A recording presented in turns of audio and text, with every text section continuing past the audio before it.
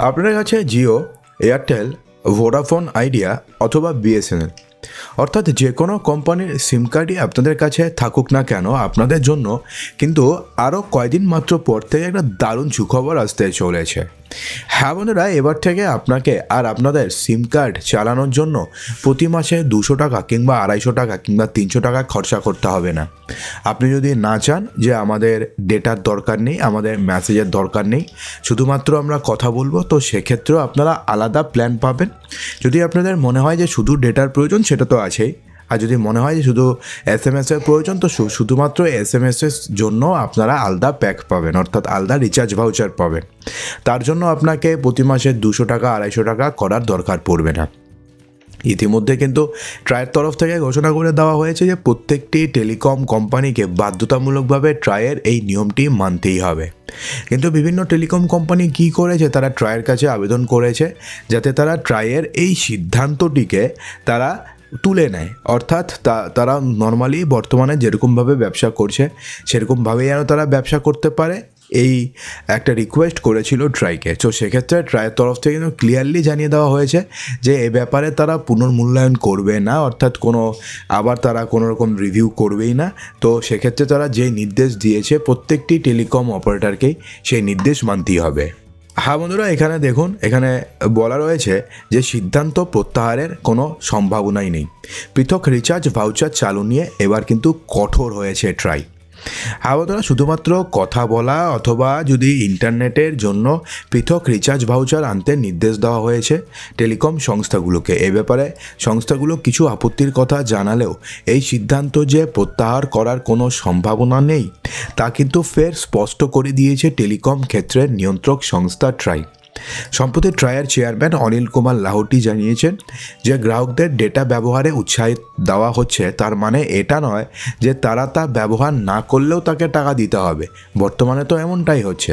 ধরুন আপনার বাড়িতে এজেড কোনো পার্সন রয়েছে, ধরুন আপনার মা রয়েছে, যার ডেটার কোনো প্রয়োজনই পড়ে না।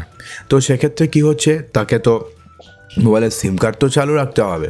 তো সেক্ষেত্রে বাধ্যতামূলকভাবে তাকে ডেটা রিচার্জ করতে হচ্ছে। সে 200 টাকা দিয়ে রিচার্জ করছে, ডেইলি 1 জিবি ডেটা বা মাসে 6 জিবি, যাই হোক, অর্থাৎ তাকে তো ডেটার জন্য তাকে টাকা দিতে হচ্ছে, যদিও সে ডেটার কোনো তার প্রয়োজন নেই, সে ডেটা ব্যবহার করেই না। তো সেক্ষেত্রে এমনটা তো পসিবল নয় যে যেই সার্ভিস আমি ব্যবহারই করছি না সেই সার্ভিসের জন্য আমি কেন টাকা দেবো। এটা তো একটা জাস্ট একটা খারাপ কাজ হয়ে যাচ্ছে না। আমি কোনো সার্ভিস ইউজ করছি না, অথচ সেই সার্ভিসেসের জন্য আমরা টাকা দিচ্ছি। আমরা কোনো মেসেজ পাঠাই না, সারা মাসে একটা মেসেজ যায় না আমাদের মোবাইল থেকে, কিন্তু তা সত্ত্বেও আমাকে মেসেজের জন্য আলাদা করে টাকা দিতে হচ্ছে। এটা তো ঠিক নয়। তো সেক্ষেত্রে ট্রাইও কিন্তু তারা এতদিনে এটা স্বীকার করে নিয়েছে যে গ্রাহকদের ডেটা ব্যবহারে উৎসাহ দেওয়া হচ্ছে, তার মানে এটা নয় যে তারা তা ব্যবহার না করলেও তাকে টাকা দিতে বাধ্য থাকতে হবে। একই সঙ্গে তিনি জানিয়েছেন যে টেলিমার্কেটিং কল বা মেসেজ পাওয়া বা না পাওয়ার ব্যাপারে গ্রাহকদের ইচ্ছা কিংবা অনিচ্ছা প্রকাশের জন্য ইতিমধ্যে পরীক্ষামূলকভাবে একটি প্রযুক্তি নির্ভর প্ল্যাটফর্ম চালু হচ্ছে। প্রযুক্তিটি পুরোপুরি যখন চালু হয়ে যাবে তখন অবাঞ্ছিত যে বাণিজ্যিক এবং ভুয়ো কলের হাত থেকেও সুরাহা মিলবে। অর্থাৎ বিভিন্ন যে মার্কেটিং কল আসে অথবা যে বিভিন্ন টেলিমার্কেটিং মেসেজগুলো আসে, তো সেগুলো নর্মালি কি হয়, ধরুন আপনার ইচ্ছা নেই যে আপনার কাছে কোনো টেলিমার্কেটিংয়ের মেসেজ আসবে, আপনি চান না। তো সেক্ষেত্রে আপনাদের ইচ্ছা এবং আপনাদের অনিচ্ছাটাও বিভিন্ন টেলিকম কোম্পানিগুলো সে থেকে খেয়াল রাখবে। আপনি যদি ডিনাই করে দেন তাহলে সেক্ষেত্রে আপনাদের কাছে কোনো টেলিমার্কেটিং কল অথবা টেলিমার্কেটিং কোনো মেসেজ আসবে না। তো এই নিয়ে কিন্তু ইতিমধ্যে একটা পাইলট প্রজেক্ট শুরু হয়েছে, অনেকটাই কিন্তু আসা বন্ধ হয়েছে। নতুন বছর থেকে হয়তো আপনারা খেয়াল করবেন যে টেলিমার্কেটিং মেসেজ হোক কিংবা টেলিমার্কেটিং ফোন হোক, সেটা কিন্তু অনেক ক্ষেত্রে আসাটা বন্ধ হয়ে গেছে। তো এটা কিন্তু আরও কয়েকদিন পর থেকে আরও আসবে না। এই ব্যাপারে স্ট্রিক্ট হয়েছে ট্রাই। শুধুমাত্র এই ব্যাপারে নয়, এবার বিভিন্ন যে টেলিকম সংস্থাগুলোকে যে 10 টাকার রিচার্জ প্ল্যান আনতে হবে, 20 টাকার রিচার্জ প্ল্যান আনতে হবে, 30 টাকার আনতে হবে, সেক্ষেত্রে 30 টাকাতে ধরুন বা 10 টাকাতে ধরুন 7 টাকা পাওয়া যাচ্ছে, যেটা ধরুন আজকের থেকে 6 মাস কিংবা 6 বছর কিংবা 7 বছর আগে যেমনটি হতো।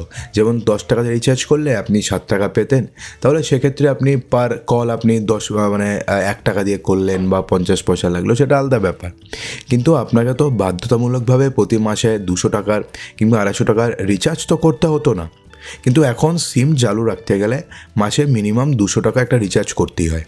সেটা কিন্তু জাস্ট ইম্পসিবল হয়ে যায়। কারোর বাড়িতে যদি 4 জন ফ্যামিলি মেম্বার থাকে আর একজন যদি কামাই করার লোক থাকে, তাহলে তাকে 4টে মোবাইলে রিচার্জ করতে হয়। অর্থাৎ 4 দুগুণে 8, মিনিমাম 800 টাকা তাকে মোবাইল সিমের পিছনে খরচা করতে হয়।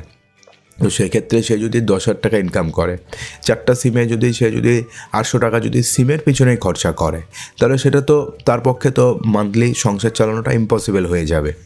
তো সেক্ষেত্রে এরকম যাতে না হয়, যাতে 10 টাকা 20 টাকা দিলেও যাতে সিম চালু থাকে, যাতে অ্যাটলিস্ট মিস কল টুকুন করা যায়, যাতে ইনকামিং কল যাতে বন্ধ না হয়। এখন তো মেইন প্রবলেম এটা হয়ে আছে যে আপনি যদি 2-3 মাস রিচার্জ না করেন, 3 মাস যদি টানা রিচার্জ না করেন, তাহলে ইনকামিং কল বন্ধ করে দেয়।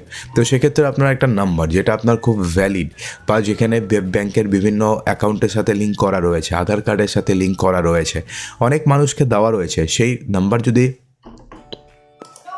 হঠাৎ করে যদি বন্ধ হয়ে যায়, তাহলে তো আপনাদেরকে সমস্যায় পড়তে হবে। তো এখন দেখা যাক যে কবে নাগাদ এই নতুন যে নিয়মটি রয়েছে সেই নিয়মটি চালু হয়। যদিও মনে করা হচ্ছে যে জানুয়ারি মাসের শেষ সপ্তাহে 23শে জানুয়ারির পর থেকে এই নিয়মটি হয়তো পুরো দেশ জুড়ে লাগু হবে, কিন্তু এখনও পর্যন্ত এক্স্যাক্ট কোনো ডেট বলা হয়নি। শুধুমাত্র বলা হয়েছে যে জানুয়ারি মাসেই হওয়ার সম্ভাবনা রয়েছে। তো দেখা যাক কবে থেকে হয়। তো আপনি কি চান, তো অবশ্যই ভিডিওর কমেন্ট বক্সে জানাতে একদমই ভুলবেন না। আর যদি ভিডিওটি ভালো লাগে তো লাইক করবেন, বন্ধুদের মাঝে প্রচুর শেয়ার করবেন এবং চ্যানেলটিকে সাবস্ক্রাইব অবশ্যই করবেন।